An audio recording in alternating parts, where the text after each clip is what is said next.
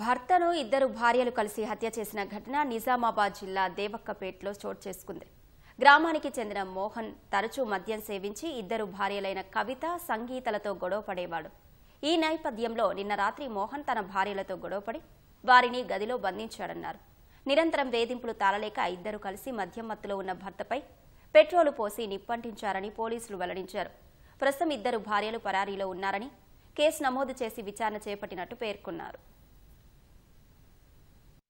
ఈరోజు అందాద 11 గంటలకి మన భీమ్గల్ మండల పరిధిలోని దేవక్కపేట విలేజ్లో మాలావత్ మోహన్ అనే వ్యక్తి పెట్రోల్ పోసి తగలబెట్టడం జరిగింది. దీనిలో ఏంటంటే అతనికి ఇద్దరు భార్యలు ప్లస్ ఇతను కలిసే జీవిస్తున్నాడు. వాళ్ళిద్దరు ఇప్పుడు వాళ్ళందరూ కలిసి తరచుగా గొడవలు పడదు, ఇద్దరు భార్యలను కొడుతున్నాడు, అరాజ్ చేస్తున్నాడు అని చెప్పేసి వాళ్ళు పథకం వేసుకొని ఇతన్ని పెట్రోల్ తీసుకొచ్చి ఇతని మీద కూర్చున్న మీద పెట్రోల్ పోసి అన్ని నిప్పంటించడం జరిగింది. ఆ నిప్పులో ఇతను కాలిపోయి చనిపోవడం జరిగింది. దాని మీద మేము దర్యాప్తు చేస్తున్నాం.